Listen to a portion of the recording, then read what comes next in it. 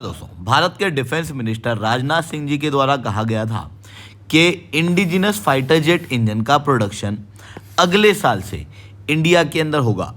Engine India में बनाए जाएंगे, इंडियंस के द्वारा बनाए जाएंगे। इस न्यूज़ को सुन के आप लोगों को लगा होगा कि बेसिकली भारत एक या दो प्रकार के फाइटर जेट इंजन का निर्माण करेगा, बट ऐसा हो नहीं रहा है। भारत के पास में दुनिया के लगभग सारे जेट इंजन के ऑफर हैं और आने वाले समय में इंडिया अब किसी भी प्रकार का जेट इंजन भारत के अंदर बना पाएगा।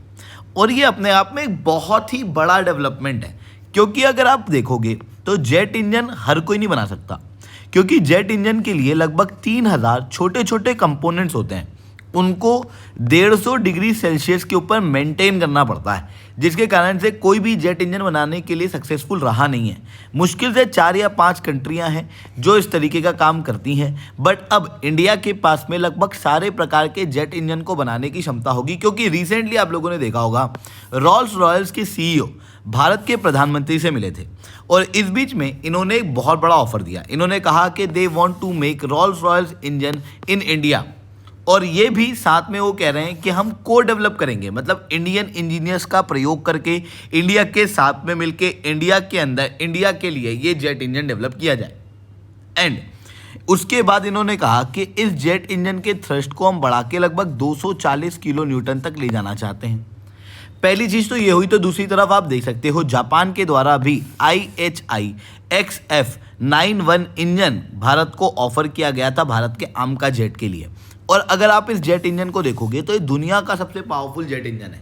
इसके अंदर 147 किलो न्यूटन तक का थ्रस्ट जनरेट होता है। हालांकि हम लोग केवल थ्रस्ट से इंजन की कैपेसिटी को समझ नहीं सकते, बट थ्रस्ट एक मेजर फैक्टर है जो कि जेट इंजन की पावर को दर्शाता है। फिर GE F414 engine already Bharat ने अमेरिका के साथ में बातचीत शुरू की हुई है। GE F404 इंजन के लिए भारत ने डील भी साइन कर ली है लगभग $1 बिलियन की, जिसके तहत लगभग 97 एडिशनल यूनिट्स भारत को सप्लाई की जाएंगी 2027 से 2032 के बीच में। इसके अलावा साफरान इंजन को लेके भारत को ऑलरेडी ऑफर आया था और भारत ने इसको हरी झंडी भी दे दी है, जहां पर 100% टेक्नोलॉजी ट्रांसफ़र का वादा फ्रांस के द्वारा किया गया था। अब बेसिकली रॉल्स रॉयल्स का ऑफर भारत के पास काफ़ी समय से आ रहा था, ये रिपोर्ट्स में बताया जा रहा था, बट अब ऑफिशियल रूप से जब सीईओ भारत के प्रधानमंत्री से मिले तब ये बात और ज़्यादा क्लियर हो चुकी है कि अब रॉल्स रॉयल्स भी भारत को ऑफर दे रहा है। ऐसी कंडीशन में देखो, दो प्रकार के जेट इंजन तो ऑलरेडी इंडिया के अंदर बनने के लिए तैयार हैं। जापान और रॉल्स रॉयल्स भी अगर इंडिया के अंदर बनना शुरू हो जाएंगे तो लगभग दुनिया के सारे जेट इंजन इंडिया के अंदर बनेंगे एक्सेप्ट रशियन जेट इंजन्स। तो एग्जैक्टली यहाँ पर क्या हुआ है, ये जेट इंजन के ऑफर भारत को क्यों आ रहे हैं, कावेरी इंजन प्रोग्राम का क्या हुआ, हम कावेरी इंजन के ऊपर क्यों फोकस नहीं कर रहे हैं, आमका के लिए हम दूसरे जेट इंजन को क्यों इंपोर्ट कर रहे हैं, HAL का क्या मामला है, हर एक चीज़ को मैं शुभेंदु चौहान डिटेल में आप लोगों के साथ में चर्चा करूंगा। बट उसके पहले आप लोग मेरे साथ में SRC10 टेलीग्राम ग्रुप के ऊपर जुड़ सकते हो। मेरे क्लास की अपडेट, PPT, PDF सब कुछ आपको वहाँ पे मिल जाएगी। UPSC CSE की तैयारी करना है, इंडिया के टॉप एजुकेटर से अगर आप लोगों को पढ़ना है तो दोस्तों आप अनअकैडमी के ऊपर जुड़ सकते हो, जहाँ पर आपको कंप्रहेंसिव UPSC CSE की तैयारी कराई जाएगी, जिसके अंदर आपको टेस्ट सीरीज दी जाएगी, स्टडी मटेरियल दिया जाएगा, इंडिया के टॉप एजुकेटर्स आप लोगों को लाइव क्लासेस के अंदर पढ़ाएंगे। जी हाँ दोस्तों, क्लासरूम जैसा माहौल आप लोगों को मिलेगा, आपको मेंटरशिप मिलेगी, यानी कि आपको कंप्लीट स्टडी मटेरियल यहाँ पर मिलने वाला। एक बार आपने अनअकैडमी ज्वाइन कर लिया तो उसके बाद में आपको कोई एक्स्ट्रा खर्चा करने की ज़रूरत पड़ेगी नहीं। और ये जो अनअकैडमी का सब्सक्रिप्शन है ना, ये दूसरी कोचिंगों की टेस्ट सीरीज से भी कम कॉस्ट का आप लोगों को पड़ने वाला है। उसके बाद भी अगर आप SRC10 कोड लगा दोगे, अगर आप मेरी वीडियो देखते हो तो आपको 50% का डिस्काउंट मिलेगा डायरेक्टली, जिसके बाद ये सब्सक्रिप्शन आपको केवल 19,999 के अंदर अवेलेबल हो जाएगा 1 साल के लिए। साथ में आपको मंथली एक्सटेंशन भी SRC10 कोड से मिलने वाले हैं, तो SRC10 कोड लगाना बिल्कुल मत भूलना। इसके अलावा इस बार जो फॉर्म है वो आ चुका है। अगर आपको फॉर्म भरने में काफ़ी ज़्यादा घबराहट हो रही है या आपको समझ नहीं आ रहा कि भाई फॉर्म भरना कैसे है, कई सारे डाउट्स आ रहे हैं, तो नीचे डिस्क्रिप्शन के अंदर मैंने लिंक दी हुई है, उसके ऊपर आप कनेक्ट कर सकते हो। हमारी टीम जो है वो आप लोगों को गाइड करेगी। कोड आप SRC10 लगा देना, उसके बाद आपको ये गाइडेंस भी फ्री ऑफ कॉस्ट मिल जाएगी। चलिए दोस्तों, समझने का प्रयास करते हैं यहाँ पे क्या हुआ है। सबसे पहले बात करते हैं कि भाई जेट इंजन तो हम खुद इंडिया के अंदर बनाने वाले थे ना, तो हम लोग खुद जेट इंजन क्यों नहीं बना रहे। देखो 1984 के अंदर कावेरी इंजन का पूरा प्रोग्राम लेके आया गया था along with the Tejas fighter jet. पर आप सब लोग जानते हो तेजस के अंदर ही कितना डिले HAL के द्वारा किया गया है। ऑलरेडी भारत 2026 में आ चुका है। तेजस फाइटर जेट अभी तक जिस मार्क पे इनका प्रोडक्शन होना चाहिए था उस मार्क पे हो नहीं रहे। इन्हीं तेजस के लिए कावेरी इंजन की भी बातचीत आई थी, बट कावेरी इंजन के प्रोग्राम को फिर बाद में ड्रॉप ही कर दिया गया था कि भाई हम लोग इतना पावरफुल इंजन अभी के लिए नहीं बना पाएंगे, क्योंकि ये अपने आप में एक बहुत ही बड़ा चैलेंजिंग टास्क होता है एक जेट इंजन को बनाना, क्योंकि उसके अंदर लगभग 30,000 प्रिसीजन कंपोनेंट होते हैं छोटे छोटे, जिनको 1500 डिग्री सेल्सियस तक के तापमान के ऊपर मेंटेन करना पड़ता है। US, रशिया, फ्रांस जैसे देशों को लगभग 30 से 35 वर्ष लगे इस तरीके के जेट इंजन्स को बनाने के लिए। और अगर हम इंडिया की बात करें तो इंडिया भी ये जेट इंजन काफ़ी जल्दी बना सकता था, बट HAL की कमियों के कारण भारत ये चीज़ नहीं कर पाया।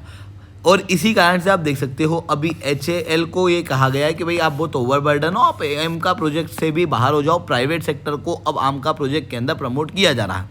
इवन जो भारत के एयर चीफ मार्शल है AP सिंह जी द्वारा, उनके द्वारा भी HAL के ऊपर कंसर्न शो किए गए थे। यही कारण है कि कावेरी इंजन बना तो है इंडिया का, बट उसकी जो पावर है वो अप टू द मार्क नहीं है। हम तेजस फाइटर जेट के अंदर भी अभी के लिए उनको नहीं लगा सकते। अब अगर इंडिया जीत पे अड़ जाए कि नहीं मैं तो कावेरी इंजन ही बनाऊंगा और उसके अलावा हम किसी और देश के इंजन यूज़ नहीं करेंगे, तो उससे भारत को एक बड़ी दिक्कत हो सकती है। बड़ी दिक्कत ये हो सकती है कि भारत को अगर हम देखें तो हमारे पास में 42 स्क्वाड्रंस ऑफ फाइटर जेट होने चाहिए, ये सैंक्शन स्ट्रेंथ है, पर हमारे पास में अवेलेबल है 29, जिसके अंदर आप देख सकते हो कि ऑलरेडी जेट्स की कमी भारत के अंदर देखने को मिल रही है। अमाउंट के अंदर तो कमी है ही सही, टेक्नोलॉजी के अंदर भी बड़ी कमी है। 5th जनरेशन फाइटर जेट हमारे पास में है नहीं। जबकि हम चाइना की बात करें और हम पाकिस्तान की बात करें तो चाइना के पास में ऑलरेडी 2 फाइटर जेट हैं जो कि 5th जनरेशन है, और पाकिस्तान को भी वो इन फाइटर जेट को सप्लाई करने के लिए तैयार है। ऐसी कंडीशन में हमारे दुश्मनों के पास में टेक्नोलॉजी भी बेहतर है। भारत को टेक्नोलॉजी भी इंप्रूव करना है और जो नंबर ऑफ फाइटर जेट्स हैं उनकी कमियां भी पूरी करना है। ऐसी कंडीशन में शॉर्ट टर्म के लिए तो इंडिया को किसी और देश के जेट इंजन को लेना ही पड़ेगा। अब हम पूरा जेट इंजन लेने की बजाय उनसे टेक्नोलॉजी लेके इंडिया के अंदर अगर उन जेट इंजन्स को बनाए तो शायद ये इंडिया के लिए ज़्यादा बेहतर ऑफर हो सकता है। इसीलिए भारत बिल्कुल कावेरी इंजन के ऊपर अभी अड़िग नहीं है। हम कावेरी इंजन को और ज़्यादा पावरफुल बना रहे हैं, पर उसके साथ में हम दूसरे ऑफर्स को भी एक्सप्लोर कर रहे हैं, जिसके अंदर अभी रॉल्स रॉयस का एक बहुत ही बेहतर ऑफर भारत के पास में आया है, जहां पर रॉल्स रॉयस के CEO भारत के प्रधानमंत्री से मिले और इन्होंने UK गवर्नमेंट के सपोर्ट से भारत को एक बड़ा ऑफर दिया है। इन्होंने कहा कि हम भारत के अंदर 10 गुना इंक्रीज देखते हैं फॉर आर इंजन सोर्सिंग। ऐसी कंडीशन में हम हमारी सप्लाई चेन को इंडिया के अंदर 10 गुना बढ़ाना चाहते हैं और ग्लोबल मैन्युफैक्चरिंग के अंदर इंडिया के रोल को भी हम सप्लाई चेन में और ज़्यादा मजबूत कराना चाहते हैं। यानी कि ये चाहते हैं कि इंडिया जो है वो जितने भी जेट इंजन्स हैं उनका सेंटर बने। इसीलिए ये 120 किलो न्यूटन थ्रस्ट वाला जो इनका इंजन है वो इंडिया को ऑफर कर रहे हैं। अब आप कहोगे कि भाई हम लोगों के पास में तो जापान का 147 किलो न्यूटन का जेट इंजन का ऑफर है, जो कि भी मैक्सिमम पावर 200 किलो न्यूटन तक चला सकता है। हमारे पास में US के F414 इंजन का ऑफर है जो कि 130 किलो न्यूटन का है। हमारे पास में साफरान इंजन ऑलरेडी है जिसको हम लोग और डेवलप करना चाह रहे हैं फ्रांस के साथ में मिलके, जिसकी भी ओवरऑल थ्रस्ट 120 किलो न्यूटन की है। तो फिर हम इस ऑफर को कंसिडर क्यों करें? इस ऑफर के अंदर ना फ्लेक्सिबिलिटी बहुत है। इस ऑफर में इन्होंने कहा है कि हम टेक्नोलॉजी ट्रांसफ़र देंगे, इंडिया को इंटेलेक्चुअल प्रॉपर्टी की ओनरशिप मिलेगी, साथ में डेडिकेटेड डिज़ाइन कॉम्प्लेक्स और मैन्युफैक्चरिंग कैपेबिलिटीज़ ये दोनों ही इंडिया के अंदर बनेगी। साथ में इन्होंने ये भी कहा कि इस इंजन को AMCA के अंदर 120 किलो न्यूटन के साथ में हम शुरुआत में लगाएंगे, जो कि DRDO के साथ में जॉइंटली प्रोड्यूस किया जाएगा, और फिर उसके बाद में DRDO के साथ में मिलके हम और ज़्यादा रिसर्च एंड डेवलपमेंट करेंगे, और उसके बाद में हम इस जेट इंजन को अपग्रेड करेंगे। लार्जर डायमीटर का फ़ैन लगाएंगे, नए टर्बाइन के स्टेजेस लगाए जाएंगे, इंक्रीज़ किया जाएगा एयर फ्लो, जिसके बाद में इस इंजन की थ्रस्ट को बढ़ाकर लगभग 140 से 280 किलो न्यूटन तक ले जाने का ऑफर यहाँ पर दिया गया है। तो ये चीज़ें यहाँ पर देखने को मिल रही है। आई होप ये सारी बातें आप लोगों को समझ में आई होंगी। लेक्चर अच्छा लगा हो तो लाइक करना, लेक्चर बहुत अच्छा लगा हो नीचे ऐसा रिटर्न कमेंट करना। UPSC CSE की तैयारी करना है, इंडिया के टॉप एजुकेटर से अगर आप लोगों को पढ़ना है तो दोस्तों आप अनअकैडमी के ऊपर जुड़ सकते हो। अगर आप लोग इस बार की प्रीलिम देना चाहते हो और आपके पास में ऑलरेडी तैयारी नहीं हुई है तो आप हमारे प्रीलिम्स के क्रैश कोर्स को भी ज्वाइन कर सकते हो। ठीक है दोस्तों, आज के लिए that's all from my side. जय हिंद, जय भारत।